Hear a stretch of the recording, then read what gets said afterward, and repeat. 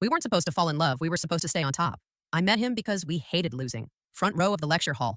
Notes perfectly organized, highlighted formulas, every detail mattered. When he suggested we study together, it wasn't flirtation, it was strategy, efficiency, ambition, survival. We claimed the quietest corner of the library. Same table, same hours, every day. Rules came first, no distractions, no chatting, focused only on success. At first it worked. We were unstoppable. Grades soared, professors noticed, rankings climbed. We didn't celebrate, we refined. Then routine softened, comfort crept in.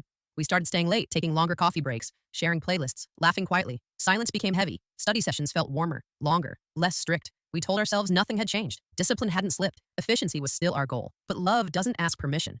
I noticed him more than the notes. He noticed me more than formulas. Our attention drifted. Laughter replaced focus. Minor mistakes felt monumental. The first slip arrived quietly, a ranking one place lower than expected, barely visible to anyone else but devastating to us. We promised to tighten rules, study harder, refocus, but every rule bent under the weight of connection. Breaks stretched longer, conversations grew personal, smiles lingered. We weren't failing because we were incompetent. We were failing because we were distracted by each other. Guilt arrived next. We knew it. Every moment together felt like betrayal. Betrayal of our goals, of our future.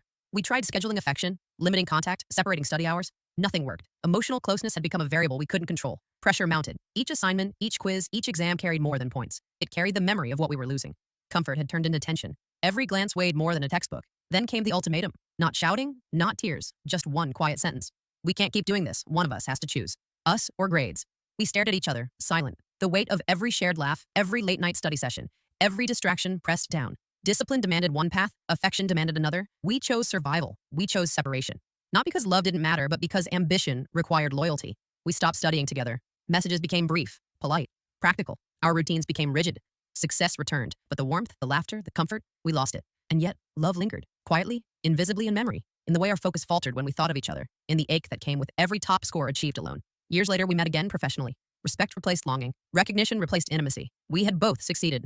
Our lives were thriving, but the cost remained. Love had taught us something we couldn't measure, something more valuable than grades, the weight of choosing what matters most. Even now, I remember the library corners, the late nights, the tiny smiles exchanged across notebooks. I remember how love and ambition collided, how success demanded sacrifice, how losing him taught me more than any victory ever could. We studied to win. We loved to lose. And in the end, I learned that some victories cost more than we imagine, and some love exists only to teach us who we truly are. Would you sacrifice love for success or success for love?